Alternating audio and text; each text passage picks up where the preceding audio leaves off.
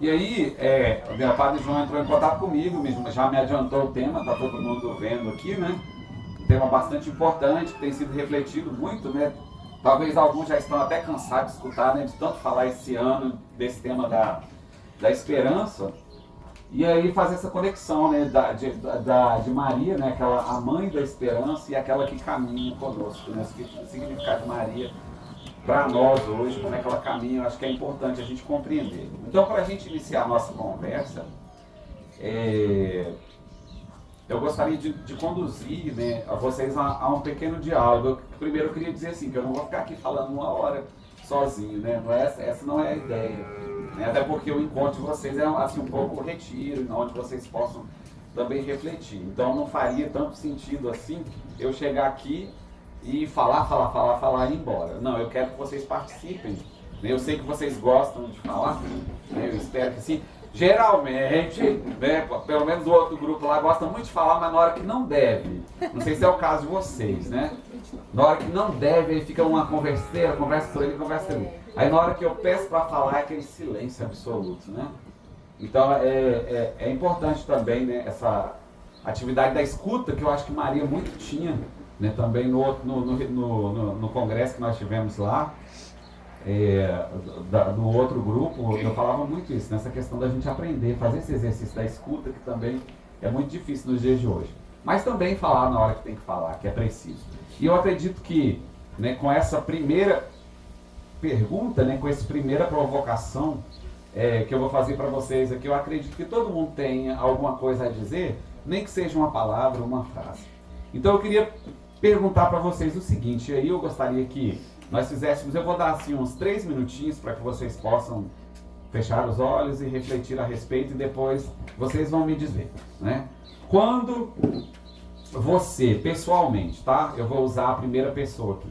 Quando você escuta a palavra esperança, o que vem no seu coração? Quando você escuta a palavra esperança, o que vem no seu coração? Qual é o sentimento? Vamos fechar os nossos olhos e refletir um pouquinho. Já começaram, né? Então podemos já conseguiram pensar? Não sei se todo mundo tem o mesmo ritmo, né? Eu pensei em fé. Fé, quando pensa na palavra esperança, já pensa em fé. Muito bem, pode falar.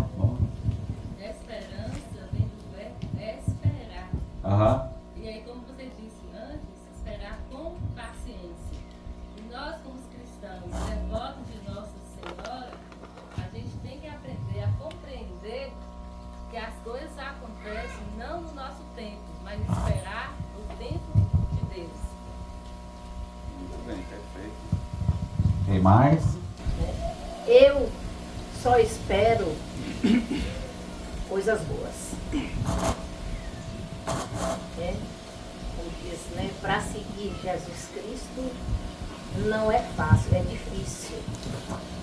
Mas o bom que virá depois. Então quando eu falo em esperança, eu só penso em coisas boas. Vem ruim, vem sofrimento. Mas eu penso em coisas boas. A esperança, para mim, é como a menina falou ali, é esperar, é confiar, aguardar que algo vai acontecer. Ter a fé que vai acontecer. E seja que espera boa, como ela disse ali, né? Que pode vir. Ter paciência, acho que paciência é muito esperar. Acho que a esperança não é uma espera passiva, é uma espera ativa. Faça a sua parte que eu te ajudarei. Essa questão de esperar do céu também, para mim, não vale muito nesse sentido. Faça a sua parte. Hoje aqui a gente está fazendo a nossa parte. Essa semana a gente estava orando lá no nosso encontro e eu falei muito essa oração da paz. Então, a gente precisa, se eu não posso fazer com as mãos, eu faço com a oração, né? Então, as nossas auxiliares também, eu falo que é o nosso escudo. Sem elas, a gente não é nada, a gente não entra numa casa, não faz uma boa visita e tudo. Então, não, ativo no sentido não é só ativo materialmente, mas ativos em oração e ativo também, vamos dizer, fazendo em ação. Ação, né? As duas coisas, em oração e ação. Isso. Mais alguém? Para mim, esperança caminha junto com fé e também, como ela falou, é atitude. A esperança sem a atitude, sem a fé, é tipo morta, né? E a esperança também, ela caminha desde o primeiro sopro que Deus fez no mundo. E aí, 3 momentos bíblicos que eu sempre me recordo, que é a esperança do povo do deserto, né? Do deserto. Isso. A esperança da vinda de Jesus, o Salvador. E a esperança que as pessoas teve quando Jesus faleceu, né? Na morte de Jesus, ressurreição. Aquela esperança que os discípulos de Emaús ficou ali, né? Tudo vazio depois que Jesus foi morto, né? Só depois da ressurreição que eles vieram reacender essa esperança, acreditar que Jesus falava realmente era verdadeiro. São 3 momentos. Enfim, coisas boas estão para chegar, esperança é atitude boa. Então, eu acho que tudo de bom está para vir, né? Da gente. É só ter esperança que chega. E agora também para nós nordestinos, né, as pessoas assim, tipo assim, de campo, é a esperança da chuva, né? Olha aí, que maravilha. Pra isso. E haja paciência, né? Para quem é de um lugar igual eu, que chove demais o tempo inteiro, eu fico desesperado com essa seca, né? A gente precisa de muita paciência para esperar a chuva. Tem mais alguém que gostaria de falar? Mas gostei, né? Muita participação. Eu acho que a riqueza, né, de tudo isso que nós escutamos aqui, né? Entender também que a nossa vida ela é assim, ela é feita de altos e baixos, né? Nem sempre vai estar tudo maravilhoso, nem sempre vai estar vai ser só nem sempre vai ser só tristeza e nem sempre vai ser só alegria. A gente precisa aprender a viver, né, esses ciclos e confiar no tempo de Deus, né? Eu acho que você falou uma coisa muito interessante, essa questão da confiança no tempo de Deus, né? Que não é o nosso, né? Muitas vezes a gente quer cobrar, a gente quer as coisas para o nosso momento, para o nosso tempo, né? Do jeito que a gente quer, e não é assim que funciona, né? Porque muitas vezes a gente quer uma coisa que nem necessita, né? Estamos pedindo, insistindo algo que naquele momento não é importante para nós. Então é muito importante a gente compreender, né, esse ciclo para que a gente possa viver melhor esse processo da esperança. E aí, como iluminação bíblica, né, eu trago aqui um texto conhecidíssimo, né, tenho certeza absoluta, porque a gente precisa trazer essa pessoa tão importante, né, que é a Maria, aqui para o nosso tema. Quem é que não conhece o texto das bodas de Caná? Todos conhecem, né? Então vamos ficar de pé para a gente aclamar essa leitura. Aleluia, aleluia, aleluia, aleluia, aleluia, aleluia, aleluia, aleluia. O Senhor esteja conosco. Ele está no meio de nós. Proclamação do Evangelho de Jesus Cristo segundo João. Glória a vós, Senhor. 3 dias depois, houve um casamento em Caná da Galileia, e aí estava a mãe de Jesus. Também Jesus foi convidado para o casamento, junto com seus discípulos. Faltou vinho, e a mãe de Jesus lhe disse: eles não têm mais vinho. Jesus respondeu: mulher, que temos a ver com isso? Minha hora ainda não chegou. A mãe de Jesus disse aos que estavam servindo: façam tudo o que ele disser. Tinham sido deixados aí 6 jarros de pedra com cerca de 100 litros cada um, e que serviam para as purificações que os judeus costumavam fazer. Jesus disse aos que serviam: encham esses jarros com água. Então os encheram até a borda. Depois Jesus disse: Agora tirem e levem ao chefe da cerimônia. Eles assim o fizeram. Quando o chefe provou da água transformada em vinho, sem saber de onde vinham, os serventes sabiam, pois foram eles que tiraram a água. Chamou o noivo e disse: qualquer um serve primeiro o vinho bom, e quando os convidados já estão embriagados, aí serve o menos bom. Você, porém, guardou o vinho bom até agora. Este foi o princípio dos sinais, e Jesus o fez em Caná da Galileia. Palavra da salvação. Glória a vós, Senhor. Podemos sentar um pouquinho? Pra gente... Não, eu vou ficar mais de pé. É. Então vamos lá, né? Não, pode sentar. Agora é minha vez. Agora é minha vez de falar. Vocês lembram que eu falei assim, ó, vai ter hora que vocês vão ter que falar e tem hora que é minha vez, né? Então agora é minha vez, mas se vocês sentirem vontade de intervir também, tá? Podem ficar à vontade. A gente está aqui, né, em família. Então esse evangelho, né, nos é apresentado aqui as bodas de Caná, né? A gente percebe que há um movimento aqui, né? Está acontecendo uma festa. Quando a gente pensa em festa, a gente pensa em quê? Hã? E alegria, não é? Existe um momento aí de alegria, de descontração. Mas ao mesmo tempo, tem também um momento de tensão. Não tem? Não rolou ali nos bastidores uma tensãozinha? Já pensou aqui na Bahia? Ó, uma primeira coisa que eu acho que a gente precisa contextualizar aqui. As festas que aconteciam no tempo de Jesus, né, não era essa festa de casamento que tem aqui do nosso jeito, que começa, né, no dia e acaba assim, naquele dia rapidinho, né? Eu sou filho de gaúcho com paranaense, então a gente tem aquela mania assim, de fazer festa e a gente vê que não vê a hora que acaba logo, né? É uma mania assim que eu aprendi do meu pai, né? Lá em Minas Gerais eu ficava desesperado porque o pessoal fazia aniversário, era aquela coisa do dia inteiro, né? Pra gente nunca acontecia isso, jamais.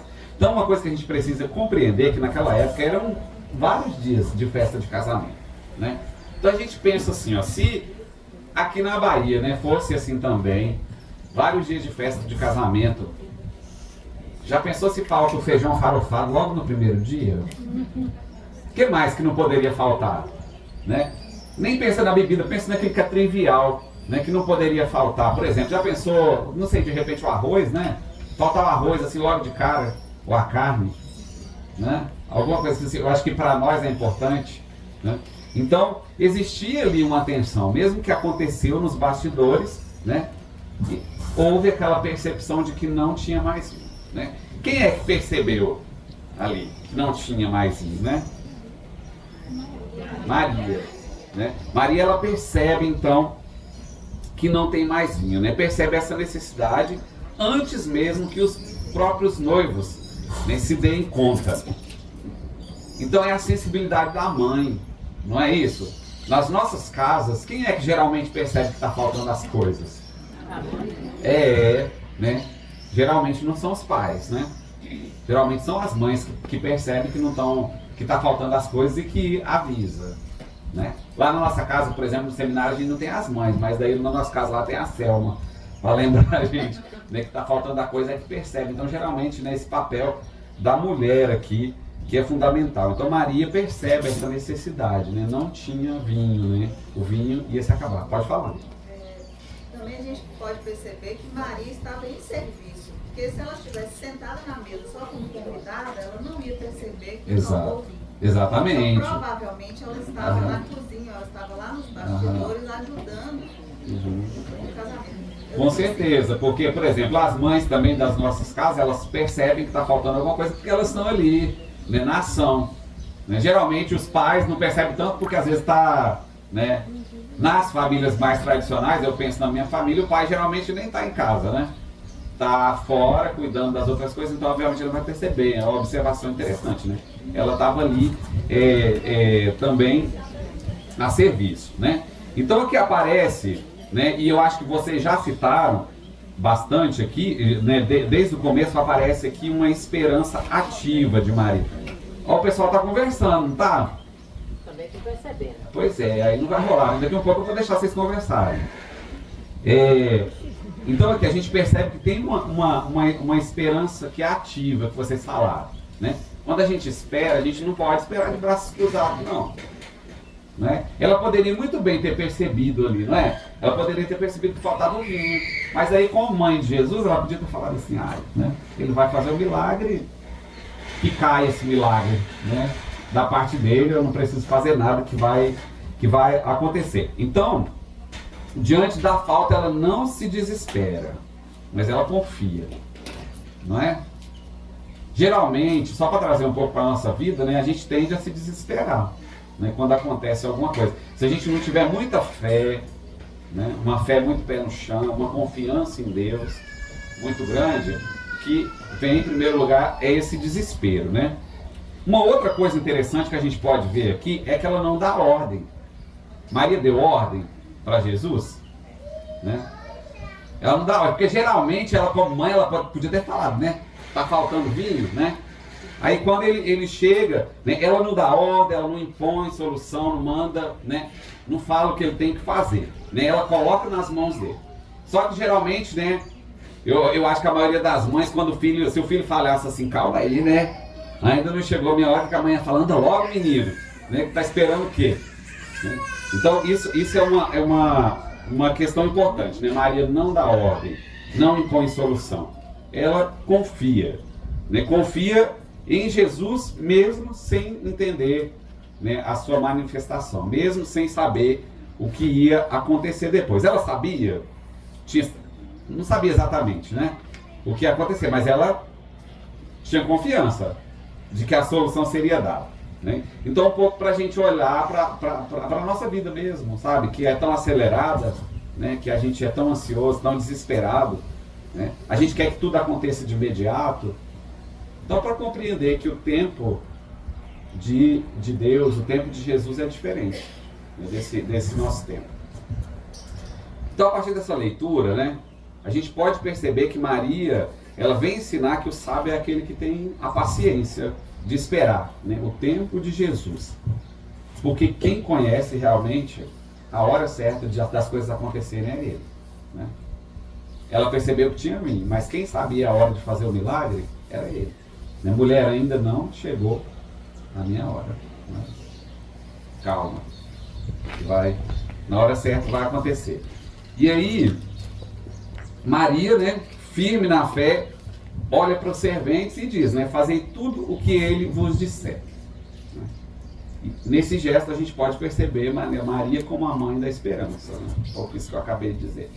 É alguém que mesmo não sabendo o que ia acontecer, né, falou, fazei tudo o que ele vos disser, porque tinha confiança de que a solução ela seria apresentada, né? A gente pode pensar um pouco, né? Uma mãe que leva um filho doente para o médico, por exemplo, né? O médico ainda nem deu o diagnóstico, né? Ainda não receitou o remédio, mas a mãe já prepara tudo, né? Naquela esperança de que tudo vai dar certo. Não é assim? Vocês que são mães, né? Quando o filho está doente, a mãe não espera que o filho, ou a mãe já espera o pior, que o filho não vai se recuperar, né? Muito pelo contrário, ela já espera, né? Ela já se organiza, né? Já anima o filho, né? Dizendo, vai dar tudo certo, né? Calma, estou aqui, a gente vai superar isso, você vai se recuperar. E aí ela age, né, como se a cura já estivesse a caminho, né? Mesmo sem saber, né? A gente não sabe a resposta final. E assim foi Maria, né? Jesus ainda não tinha feito nada, mas ela disse aos serventes, fazei tudo o que ele vos disser, né? A esperança dela era tão firme que transformava essa espera em certeza. Não era? A esperança de Maria era tão firme que ela transformava essa espera em certeza. Né, um pouco, vocês já falaram, né, foi até importante a gente fazer essa conversa antes. Né, ela espera de braços cruzados? Não. Né, ela estava ali em ação. Né, está sempre nessa atitude de prontidão. E aí, eu queria que a gente pensasse um pouco agora. nas nossas vidas. Muitas vezes, quando acontece com nós algo parecido, né, ainda não chegou a minha hora, como é que a gente reage? Só para a gente pensar um pouco. Como que nós reagimos? Se a gente pensar nas situações da nossa vida, ou nunca aconteceu com vocês? Vocês desejavam alguma coisa? Como é que foi a conversa de vocês com Jesus? Pode falar. Eu penso que nós, seres humanos, estamos no caminho do amadurecimento. E assim, em certo momento da nossa vida, a gente é um pouco né? E aí, com o tempo, Deus vai nos moldando, desde quando a gente é na barriga da mãe, né? Ele vai nos moldando e a gente vai tentando, através da paciência, tentar adequar essas coisas que acontecem. Quando fala assim, eu espero, a gente só espera coisas boas, realmente. Sim. Mas vai ter coisas ruins, como você diz. Mas quando as coisas ruins acontecem, eu sempre falo, é para ficar mais próximo de Deus. Até entendo que as coisas ruins acontecem por acaso. Por exemplo, às vezes você reza muito, mas quando você está doente, ou alguém está próximo de você estar doente, o que acontece? Mas você fica mais perto de Deus. E aí eu penso que o sofrimento é um caminho para chegar mais perto de Deus. E nós, enquanto devotos a Nossa Senhora, quando você fala da mãe, né, da bola de Caná, a mãe era intercessora e a mãe presente. A mãe presente quando algo está acontecendo. Ela tem esse sentido aí, né? Nós somos movidos por emoção, né? Por natureza feminina, nós somos movidos por emoção. E a gente tem essa sensibilidade de entender mais do que um pai. Necessariamente é uma questão humana, materna mesmo de mãe. E aí, eu penso que a nossa vida é uma questão sempre do amadurecimento. Meu caminho, eu estou sempre amadurecendo com a minha fé. Então, são momentos da vida que a gente fala assim, o tempo de Deus e não o tempo nosso. Mas a gente é muito paciente, né? A gente somos pecadores. E se a gente esperasse Maria, se nossa fé realmente fosse forte, convicta, a gente ia ter certeza. Eu não vou ficar me pedindo o tempo todo, não. Porque Deus sabe que eu preciso, eu necessito. E se eu não estou recebendo, eu não preciso. Mas a gente ainda somos maturos. Sim. Tentar compreender a dimensão do que Deus realmente quer para mim. Pode. Eu entendi que você falou sobre a questão de agora ainda não chegou a minha hora, e aí ele, para nós, seres humanos, esse momento seria impaciente. É, né? Aí, mas como para mostrar a obediência, ele realizou para mostrar a obediência também. O sinal não era a hora, mas porém a paciência, né? A obediência à mãe, que nós devemos ter, a obediência às nossas mães, mesmo que não seja o nosso momento, ou que talvez aquela situação nem seja para nós, mas nós temos que obedecer à mãe também. Pode falar, sim. Ô, Hilton, eu vou te fazer uma pergunta. Obrigado. Aí você falando de esperança, esperar, né, silenciar. Eu pergunto, o que levou Maria a ter essa grande esperança? Porque tem algo que me leva a ter uma esperança. E Maria? Era a fé, né, de Maria, já desde o começo. Né? Quando Maria recebe o anúncio de que ela ia ser mãe, né, de que ela ia gerar um filho, por obra do Espírito Santo. Vocês acham que Maria era diferente de nós enquanto ser humano? Não, né? Obviamente ela era alguém muito especial, né? Ela não foi escolhida por acaso, mas assim, ela era de carne e osso, igual nós. Ela também Por mais, nós temos pessoas hoje no nosso meio assim, que você olha e fala assim, essa pessoa ela é diferenciada. Essa pessoa tem alguma coisa que é diferente. Né? A gente pode pensar no santo que foi canonizado, né, semana passada. Tão recente, tão jovem, né? Ele era diferente de nós, carne e osso. Deixava de sentir emoção, dores, medo, sofrimento. Não, Maria também não deixava, né? Então imagina vocês, né? Uma moça, e assim, pensa naquele contexto que ela vivia, né? Onde se alguém cometesse um adultério, o que acontecia? É uma sociedade extremamente machista, né? Hoje em dia, se uma moça aparecer grávida, aí pode ser que tenha algum julgamento de uma parte ou outra, né? Mas daqui uma semana, ninguém já lembra mais, né? Já acolhe a criança e tudo. Então, né? Eu acho que Maria, ela já era uma mulher iluminada e ela tinha fé, né? Mesmo que ela não compreendesse. Então, acho que a fé, né? Pode falar. A pergunta que você dá foi interessante porque, assim, é preciso que a mãe conheça o filho. Como você ama alguém se você não o conhece? Sim. Um dos grandes problemas da sociedade hoje é que as famílias não conhecem, as pessoas em casa não se conhecem. Então, é fundamental, pelo menos na relação que a gente tem que ter com Deus, é conhecer Deus, conhecer Jesus. A partir do momento que você conhece, você confia, você tem esperança que você é. Ninguém ama e não conhece. Então é preciso conhecer o seu filho, porque realmente você tem esperança e confiança. A partir daí você sabe o resultado que vai dar. Se você é ativo, se você participa da vida do seu filho e conhece ele, vai dar bom fruto. Então, Maria tinha essa certeza porque ela conhecia ele. E assim as mães devem ter essa confiança. Muito interessante, né? Essa fala, porque hoje em dia o celular não deixa muito, né? As relações, elas são muito superficiais, né? E ele falou uma coisa muito interessante, né? A gente só ama aquilo que a gente conhece. Infelizmente não tem outro jeito. E por que existe a nossa falta de fé hoje tão grande? Né? Porque nós não conhecemos Jesus o suficiente, né? E eu gosto sempre muito de falar. E como é que a gente conhece? Como é que a gente cria intimidade com Jesus? Vocês sabem? Através de quê? Através da oração, né? E o nosso grande costume hoje em dia, o que a gente faz? A gente terceiriza a oração, né? O que a gente faz? A gente liga a televisão lá na Canção Nova e vai cuidar do serviço. E aí acha que isso já é oração, né?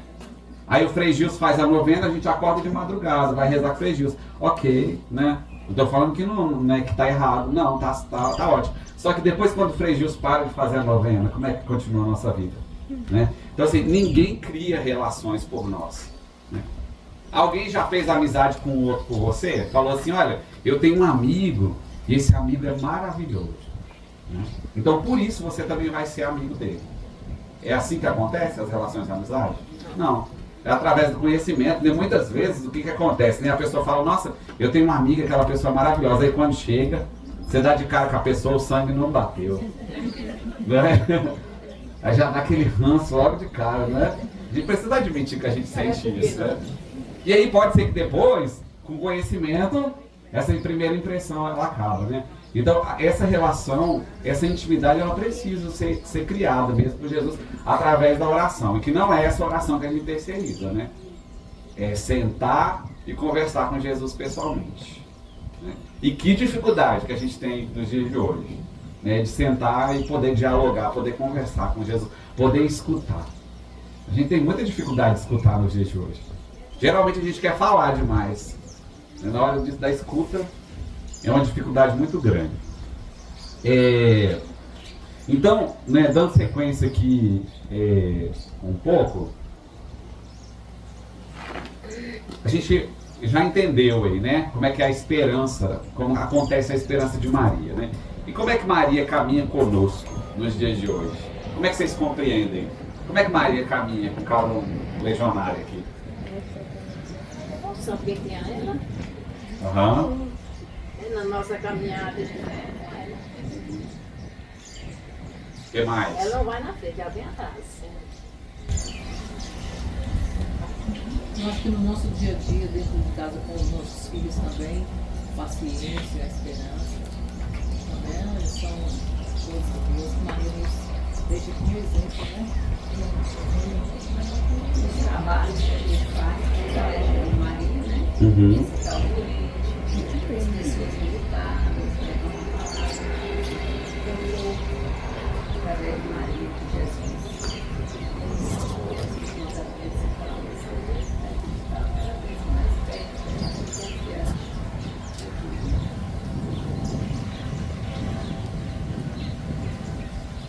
Quer mais alguém? Diga. Eu penso assim, no dia de hoje, a agitação, a correria, a ansiedade, esse no segredo do silêncio de Maria.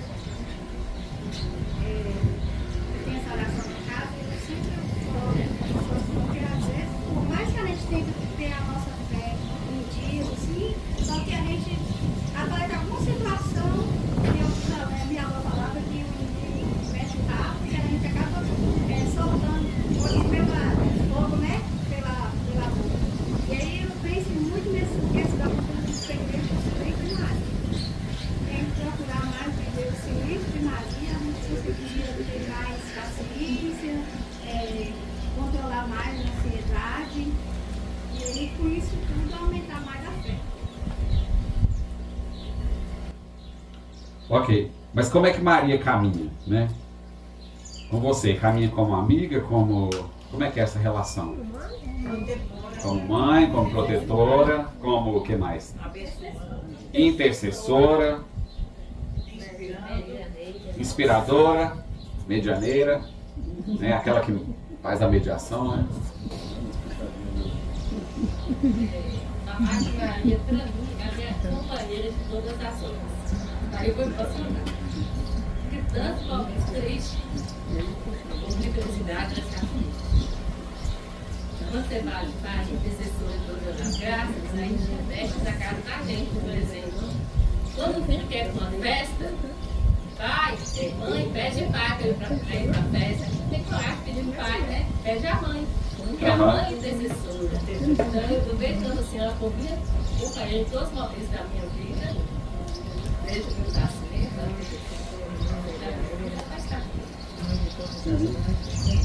Então, a senhora quer falar? Eu falei assim, mãe medianeira, mãe intercessora, mãe de Deus, mãe de todas as mães. Sim. Mais na frente. Então, assim como lá em Caná, Maria chegou para Jesus e disse assim, não tem vinho, né? Ela continua hoje, chegando e apresentando para Jesus, né? Tantas as necessidades que cada um sabe, né? Cada um sabe qual é o seu vinho que está faltando aí, não sabe?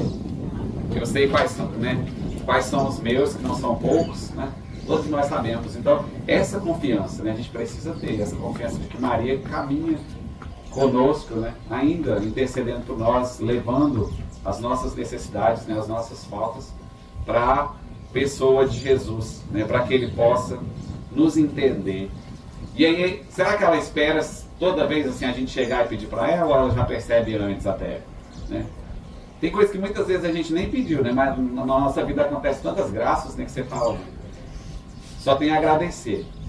O nosso fundador marista, João Cláudio Colim, também ele falava assim como Maria, né? Quando fundou a congregação, essa era a intenção, né? Assim como Maria foi sustento, né? Sustentáculo para a igreja nascente, que ela também seja nos fins dos tempos, né?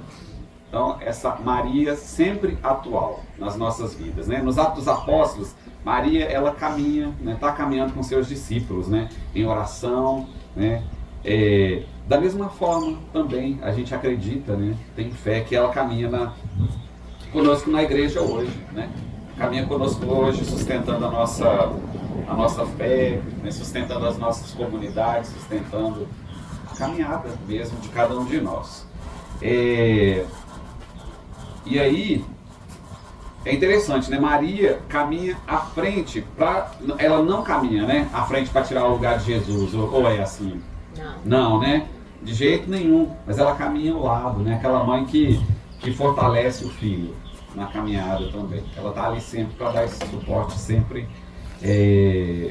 para ajudar. Então nós podemos dizer, né, com toda certeza que Maria caminha conosco também, né? Eu acho que pode ser, por exemplo, esse grupo Grupo de quantas pessoas? aqui do meio. Não tem. Aqui, por exemplo, aqui pode ser um grupo, ali pode ser outro grupo, Pronto. aqui no meio pode ser outro grupo, lá pode ser outro grupo e aqui. Eu não sei se eu tenho. Então vocês vão responder. Eu trouxe tem ali a folhinha para lembrar, mas eu vou ler aqui, ó.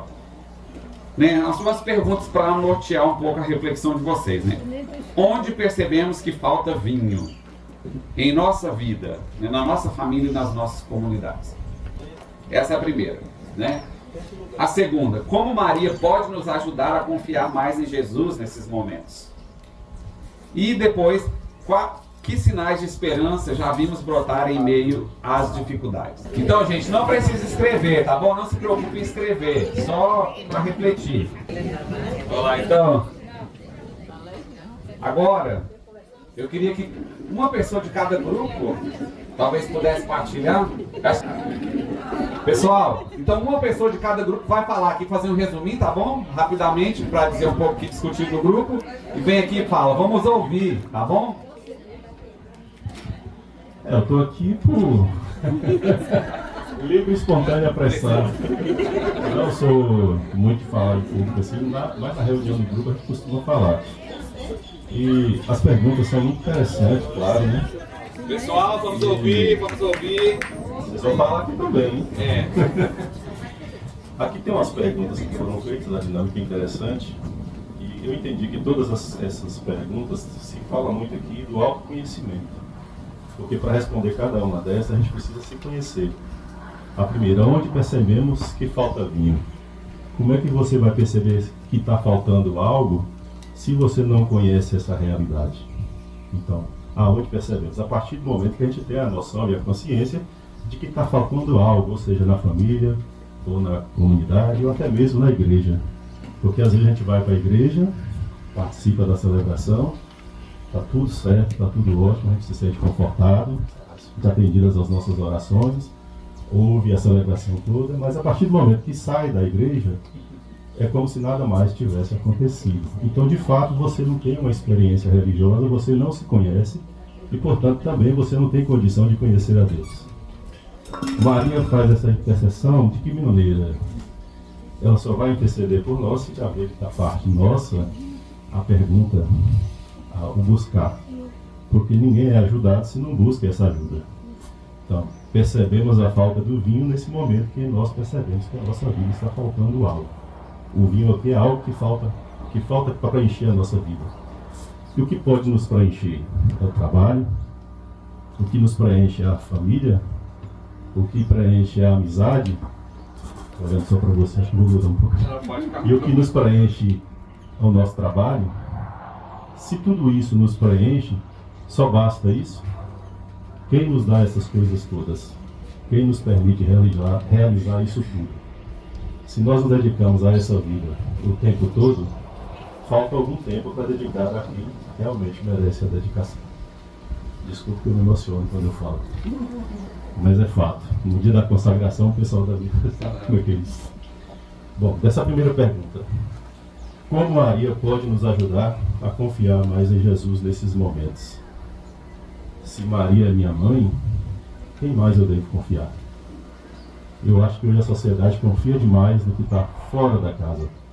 Confia muito mais nos amigos, entre aspas. Confia demais nas tecnologias. Confia demais no celular. Confia demais naquilo que nem conhece. Agora, de fato, quem a gente conhece, que é a nossa mãe, nós não conseguimos falar nada. Nós não participamos da vida da nossa mãe. E eu sei disso. Eu sei. Desculpa. Respira. Vai ser difícil. Então, a gente só sabe o valor que tem quando você perde. Apesar de que eu nunca tive essa necessidade de estar, eu sempre tive essa noção do valor. Mas eu sei que muitas pessoas passam por isso e não dão o valor à mãe que tem. Eu acho que a sociedade hoje dá valor a muita coisa, menos aquilo que importa. Se você chega na sua casa, você não dá um bom dia para sua mãe. Se você não pede a bênção à pessoa mais idosa. Se você não vai na missa e não tem as referências que são necessárias, você fazer a reverência quando chega. São valores que estão se perdendo. Tudo hoje é muito fácil, tudo muito é consumido, muito rápido. passa ligeiro demais. Mas a vida ela é uma trajetória, é um caminho. Se a gente passa nessa vida só focado no final, e a gente não nessa caminhada, não costuma olhar de lado para ver quem está ali, não vê uma paisagem, não vê algo de novo, você perde muito da vida, que é o quê? A experiência que você tem nessa vida. Só te dá esse olhar diferenciado se você tem Jesus no seu coração. Se você não tem, você não enxerga essas coisas. Você fica focado no sucesso, na fama, no dinheiro, na riqueza. Coisas que passam. Diga onde está o seu tesouro, que eu direi onde está o seu coração. Essa é uma frase que marcou demais na minha vida. Então, quem é o meu tesouro? Quem é o meu tesouro? Está aqui. O meu tesouro está onde está o meu coração. É na minha família. Então, quando a gente fala da vida, a gente fala também muito daquilo que a gente é. Se a gente é uma pessoa boa, obviamente você vai falar de coisas boas. Mas se você não é uma pessoa boa, o que é que você vai buscar? Quando eu vou na igreja, eu prefiro ficar quietinho no meu canto, concentrado, chego antes. Porque tudo é um processo. Nada acontece de uma hora para outra. Você precisa ter tempo para fazer suas coisas. Para Deus você precisa ter tempo também. Não é só chegar num lugar e vai entrando e achar que Deus vai receber porque Ele é Pai, porque Ele é bom. Qual a mãe que quer que chegue na sua casa, invada a sua casa, pega suas coisas e você está lá, você é a mãe, a casa é sua, a cozinha é sua, você não fala nada e simplesmente está botando a mão e pegando. Não é certo, não é justo, não é bom. Então é preciso ter essa disciplina e ter essa questão do respeito. Então com Deus eu preciso de respeito, com Jesus eu preciso de respeito, claro. Com o Espírito Santo eu preciso de respeito, com Maria eu preciso muito de respeito, porque ela é mãe. Que sinais de esperança já vimos brotar em meio às dificuldades. Quando você está numa situação muito difícil, que você está passando por dificuldade, que você está numa... é um tumulto, é um furacão na sua vida. Você está no olho do furacão, você não enxerga mais nada. Para onde está a sua esperança? O que é que você vai buscar? Você não encontra ninguém, você está sozinho. Você se sente vazio. Imagine você diante de um quadro. Se você está próximo desse quadro, está aqui, o que é que você enxerga? Mas, se você tem paciência e pede a Deus, você costuma ter aquele momento de afastar, de estar distante, de entender o que está passando. A partir do momento que você conhece aquilo que você vive, é preciso que você se conheça. Quando você conhece aquilo que você vive, você entende melhor, você enxerga melhor o problema que você tem. É nessa hora de parar, de silenciar, de ouvir e menos falar, é que você realmente vai encontrar a solução para o seu problema. A vida é um quadro, pintado por várias mãos. Cada um contribui com a sua parte. Não é uma obra só sua. Deus não dá pintura, a tinta só na mão de um pintor. Nós todos somos pintores de Deus. Nós construímos a nossa vida a partir da tinta que a gente tem, do pincel que a gente usa. São ferramentas que Deus dá para a gente resolver esses problemas. Só que a gente é tão egoísta que acha que o pincel é só nosso, e a tinta é só nossa, e o quadro é só nosso.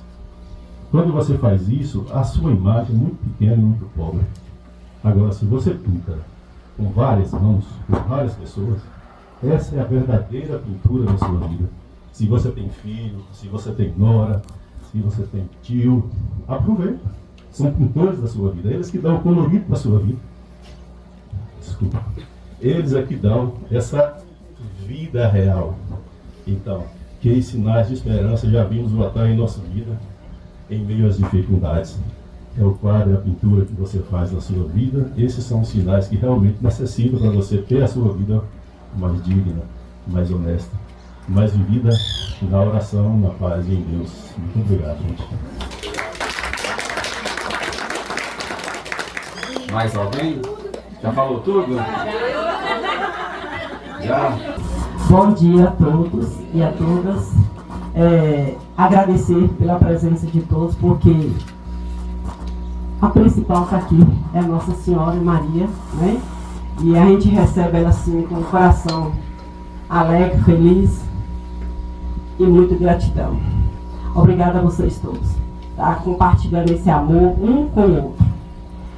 Eu nem estava ali, eu estava dando atenção um pouquinho lá na cozinha e a minha colega me pediu para eu falar. A falta de vinho em nossa vida é o momento que a gente deixa de ajudar o colega, ajudar o irmão, ajudar o próximo. A falta de vinho é por aí.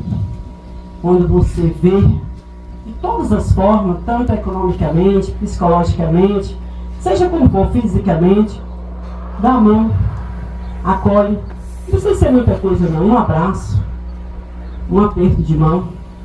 Eu tenho certeza que você vai dar um vinho para ele. Aquele vinho que Maria pediu ao nosso Senhor Jesus Cristo. É esse vinho que nosso irmão está precisando hoje. E ainda mais nesse momento que nós passamos, momento de pandemia, cada um de nós está com o coração ainda doendo. Mesmo que aquela família que não perdeu o ente querido, mas nós estamos assim, pisando como se estivesse pisando em ovos. Então vamos se abraçar, vamos se acolher, vamos se amar cada vez mais. Porque o dia da manhã só pertence a Deus. Não precisa ser o dia da manhã. Daqui 5 minutos ninguém sabe o que pode acontecer com a gente. Então é esse vinho que eu falo. E sobre como Maria pode nos ajudar. Eu penso que ela pode ajudar cada um de vocês com a fé de vocês. Vai depender da fé. Eu estava dentro do hospital faz 5 anos e alguns meses, uns 6 ou 7 meses, dentro do hospital do câncer. E quando eu recebi a visita de Nossa Senhora, e ela me comunicou que eu estava curada, quando eu cheguei para o médico falou assim, ele olhar papel, meus exames, olhar para mim. E olhava, ficava mais de meia hora olhando. Eu abri a boca, doutor, tem algum problema? Se tiver, pode falar. Ele dizia, silêncio. Eu não estou conseguindo concentrar. E ele no silêncio, ele não estava conseguindo. E aí eu deixei. Aí o meu marido falou assim, você quer que falava em particular? Eu falei, não, acalma. Aí por passar de alguns minutos, ele bateu na mesa. Você vai ser sincera comigo. Eu falei, não, pode dizer. Você fez um tratamento fora daqui do Aristide Mateus? Eu falei, não. Você tomou alguma medicação? Não. Você está curada. Como você está curada? Aí eu disse pela fé. A fé que me curou. A Nossa Senhora chegou até mim e me disse que eu estou curada. Aí ele disse, o melhor remédio do mundo é isso aí, a fé. Então a fé está no coração de cada um de vocês. Tenha fé. Porque Maria é a intercessora de Jesus. E quem pede Maria, pode ter certeza que Jesus diga amém. Eu vou contar, tem uma pequena história. Chegou uma certa senhora dentro do consultório médico. E o médico era filho dela. E ela não, ele pediu, mãe, vai lá, dá atenção lá, ajuda lá, pelo amor de Deus, eu não posso ir hoje. Eu estou com um problema aqui e tal. Alguma coisa estava acontecendo com ele fisicamente, acho que ele não estava bem. E a mãe foi para falar com a secretária e ficar dando assistência lá. Chegou uma senhora e falou assim, cadê o doutor fulano? Aí ela falou assim, ele não está. Mas eu posso lhe ajudar? Não. A senhora não é a médica? A senhora não é a pessoa que pode me cuidar, me tratar? Aí ela disse, não, eu estou querendo ajudar a senhora para ver o que eu posso fazer. Não. Só quero falar com o doutor fulano, ele não está. Então tá bom. Ela foi embora. No outro dia que ela voltou para encontrar com o doutor fulano falou, ela foi e falou assim, ó, eu vim aqui ontem, você não está, mas eu não sei. Tinha uma senhora aqui dizendo que ia me ajudar. A ajuda dela não ia ajudar em nada. Eu queria que o senhor estivesse para me atender. Você sabe o que ele disse para ela? Se você tivesse falado com aquela senhora, eu sairia de onde eu estava, em cima da cama para te atender. Era minha mãe. O que minha mãe pedir, eu atendo. Aí ela ficou assim, o senhor me desculpa e tal. E aí, o que eu quero falar com vocês, o que você pedir à mãe de Jesus, com certeza Jesus atende. E a última aqui, nada sem Jesus.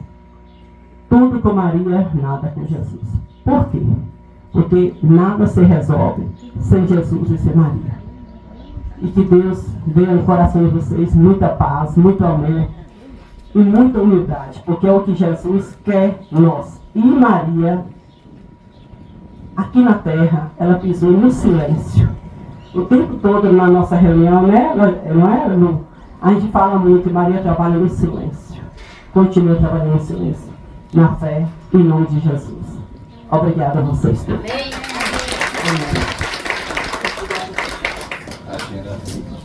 São tantas partilhas, né? Tanta riqueza, tanto testemunho. A gente poderia passar a tarde aqui escutando vocês. Vamos então ficar de pé para a gente encerrar esse momento. E aí a gente vai fazer uma oração, né? Eu leio a frase e vocês vão repetir comigo. Maria, Mãe da Esperança, caminha conosco. Maria, Mãe da Esperança, caminha conosco. Nas horas de dor, ensina-nos a confiar. Nas horas de dor, ensina-nos a confiar. Nos dias de alegria, ensina-nos a agradecer. Nos dias de alegria, ensina-nos a agradecer. Em todo tempo, leva-nos a Jesus. Leva-nos a Jesus. A nossa verdadeira esperança. A nossa verdadeira esperança. Ave Maria, cheia de graça, o Senhor é convosco. Bendita sois vós entre as mulheres. Bendito é o fruto do vosso ventre, Jesus.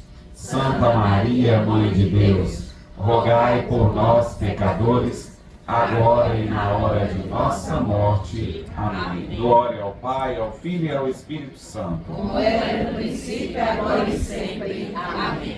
Pelas estradas da vida, nunca sozinho estás, contigo pelo caminho, Santa Maria vai. Ó, vem conosco, vem caminhar, Santa Maria vem. Ó, vem conosco, vem caminhar, Santa Maria vem. Muito obrigado pela paciência de vocês, pela escuta, né? Dizer que foi um prazer grande estar aqui. Se precisarem de mim em outro momento, estarei sempre à disposição. Respeito desse tema. É porque ela está falando assim que eu não disse nada de mim, né? Porque tem muita gente que não me conhece. Eu sou o irmão Ailton, né? Sou marista da congregação dos padres maristas que estão morando em Guanambi.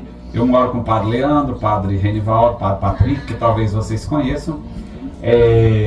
E só que a nossa congregação é uma congregação de padres e irmãos, né?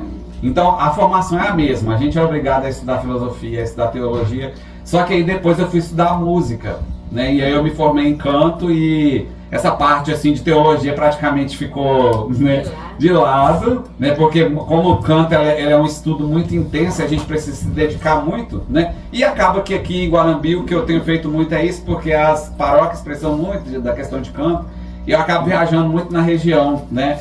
Caculé, lá em Riacho de Santana, em vários lugares eu ando dando formação de canto, né? Mas eu acho que Guanambi nunca teve irmão, né? Então assim, a maioria das pessoas sempre tem muita dificuldade de entender o que é um irmão, né? Que não é um padre e tudo.